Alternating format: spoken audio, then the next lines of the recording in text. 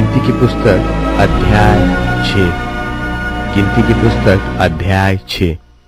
फिर यहोवा ने मूसा से कहा, इस्राएलियों से कहा कि जब कोई पुरुष व स्त्री नाजीर की भांति मन्नत अर्थात अपने आप को यहोवा के लिए न्यारा करने की विशेष मन्नत माने, तब वह दाख मधु आदि मदिरा से न्यारा रहे।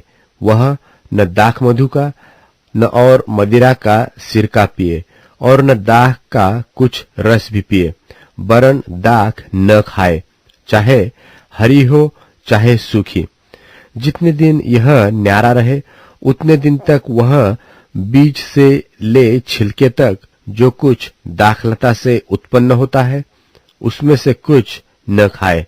फिर जितने दिन उसने न्यारे रहने की मन्नत मानी हो उतने दिन तक वह अपने सिर पर छुरा न फिराए, और जब तक वे दिन पूरे न हो जिनमें वह यहोवा के लिए न्यारा रहे तब तक वह पवित्र ठहरेगा और अपने सिर के बालों को बढ़ाए रहे। जितने दिन वह यहोवा के लिए न्यारा रहे उतने दिन तक किसी लोथ के पास न जाए, चाहे उसका पिता व माता व भाई व बहन भी मरे, तो भी वह उनके कारण अशुद्ध न हो, क्योंकि अपने परमेश्वर के लिए न्यारे रहने का चिन्ह उसके सिर पर होगा। अपने न्यारे रहने के सारे दिनों में वह यहोवा के लिए पवित्र ठहरा रहे। और यदि कोई उसके पास अचानक मर जाए और उसके न्यारे रहने का जो चिन्ह उसके सिर पर होगा वह अशुद्ध हो जाए, तो वह शुद्ध होने के दिन अर्थात 7वें दिन अपना सिर मुंडाए, और 8वें दिन वह 2 पंडुक व कबूतरी के 2 बच्चे मिलाप वाले तंबू के द्वार पर यहोवा के पास याजक के पास ले जाए, और याजक एक को पाप बलि और दूसरे को होम बलि करके उसके लिए प्रायश्चित्त करे, क्योंकि वह लोथ के कारण पापी ठहरा है।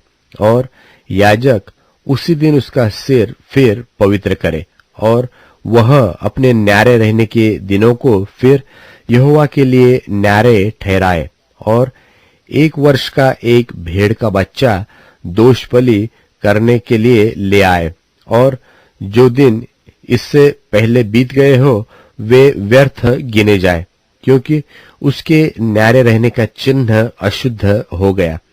फिर जब नाजिर के न्यारे रहने के दिन पूरे हो उस समय के लिए उसकी यह व्यवस्था है, अर्थात वह मिलाप वाले तंबू के द्वार पर पहुंचाया जाए, और वह यहोवा के लिए होम बलि करके 1 वर्ष का एक निर्दोष भेड़ का बच्चा पाप बलि करके, और 1 वर्ष की एक निर्दोष भेड़ की बच्ची, और मेल बलि के लिए एक निर्दोष मेंढा, और अखमीरी रोटी की 1 टोकरी अर्थात तेल से सने हुए मैदे के फुलके और तेल से चुपड़ी हुई अखमीरी पपड़ियां, और उन बलियों के अन्न बलि और अर्घ ये सब चढ़ावे समीप ले आए।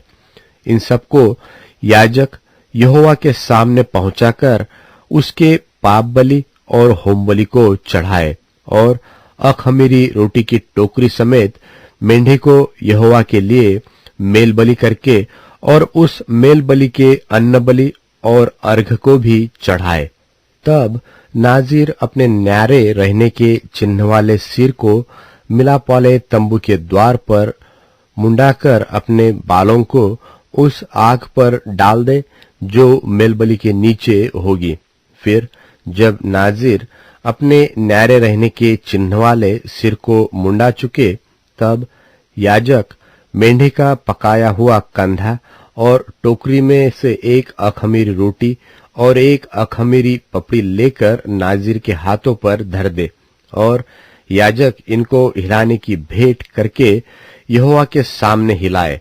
हिलाई हुई छाती और उठाई हुई जांघ समेत ये भी याजक के लिए पवित्र ठहरे।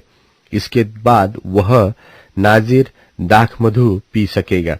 नाजिर की मन्नत की और जो चढ़ावा उसको अपने न्यारे होने के कारण यहोवा के लिए चढ़ाना होगा उसकी भी यही व्यवस्था है। जो चढ़ावा वह अपनी पूंजी के अनुसार चढ़ा सके, उससे अधिक जैसी मन्नत उसने मानी हो, वैसे ही अपने न्यारे रहने की व्यवस्था के अनुसार उसे करना होगा।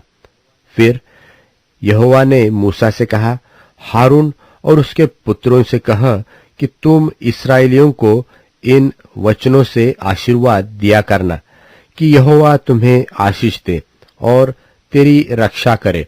यहोवा तुझ पर अपने मुख का प्रकाश चमकाए और तुझ पर अनुग्रह करे। यहोवा अपना मुख तेरी ओर करे और तुझे शांति दे। इस रीति से वे मेरे नाम को इस्राएलियों पर रखे और मैं उन्हें आशीष दिया करूंगा।